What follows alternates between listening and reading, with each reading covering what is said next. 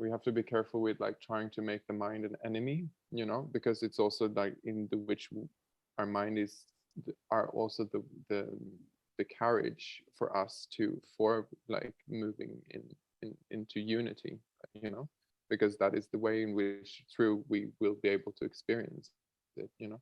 So even if we have a lot of things that goes on in the mind and we are like we have to work with it like it's a part of our being and not trying to create aversion to it. I think it's very important on this journey because that will because if you constantly have aversion towards your mind, then that's a huge um, that's going to be a huge obstacle, I think. Yeah. Mm-hmm. Yeah.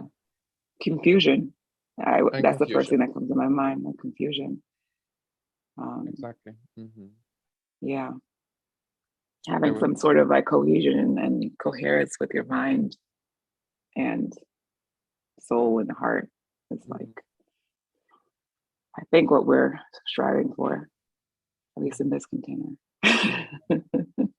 Yeah, and learn to like work with it rather than it Mm-hmm. working you, you know, allowing your awareness to grow that Mm-hmm. big that you are able to like actually because I think because our mind is so powerful, we are powerful beings, we can really like we are creating things with our mind from bare nothingness, you know, with like we're creating houses and skyscrapers, we're creating art and things that comes from like there is a force that we move through with our mind.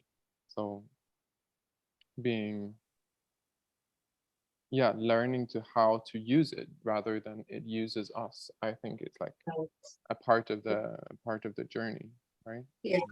Yeah, I think the mind is a tool. I think the mind is flexible and we Mm-hmm. start to kind of make it more rigid, but like the way that we make it more rigid would really depend on the rigidness, whether we're making it rigid with negativity or thoughts or separation, rather than more rigid to align us back into, ourselves. Mm-hmm. Like Mm-hmm. it is there is I think is here to just be a tool and we use it however we use it.